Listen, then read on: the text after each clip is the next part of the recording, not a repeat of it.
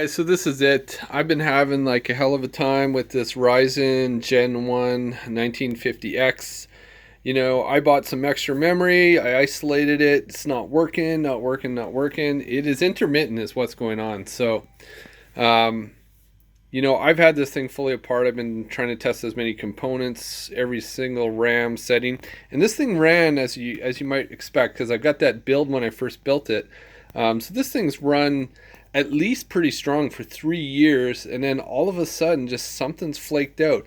Now I think it's the motherboard, because this here little LED is a little bit garbled and we get kind of intermittent stuff. I had remounted it the other day, reseated the CPU, all that jazz, and then it ran for like a long time. I did punch out that video about the Bobcat. So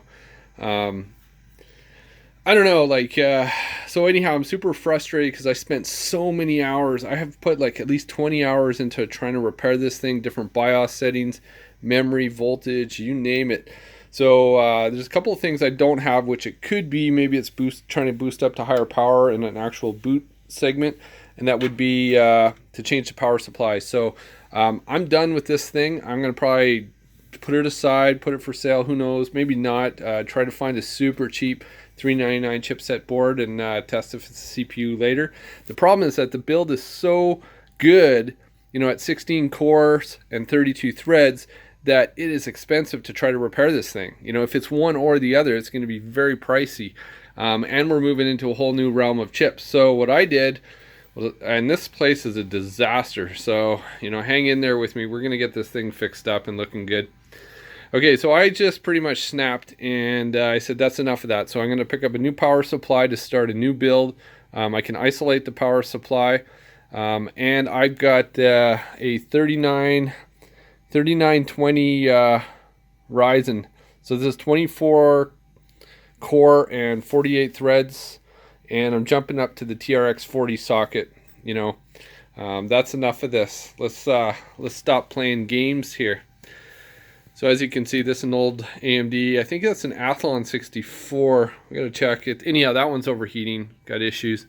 Good place for a coffee cup. All right, so yeah. Anyhow, I brought this thing in actually. So after I was at my limit with this thing, I brought it in and I said, you know what? What we're gonna do is get those guys to repair it through isolation. So not repair it, but just to tell me exactly if it's the motherboard or the CPU, simply by changing out the components. And because I don't have an extra motherboard or a CPU to do that isolation test here at home, and that's what I'm saying. It gets pricey. So you could buy one and return one.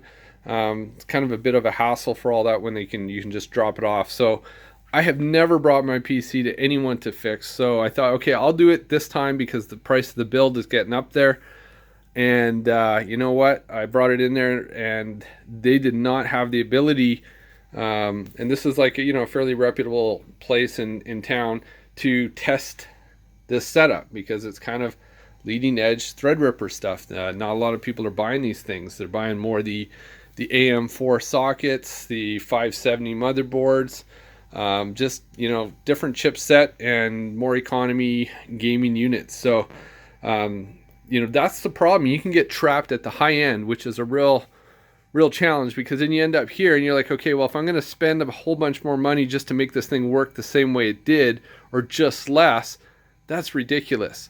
So you almost have to do what I'm doing here and invest, make the next jump up to the socket. This socket should at the very least allow between 2 and 3 times the performance of a CPU upgrade if I need that for the expansion later on. So what we're going to do is we're going to pull the power supply here, check it out, isolate it, see what happens. I'll let you know.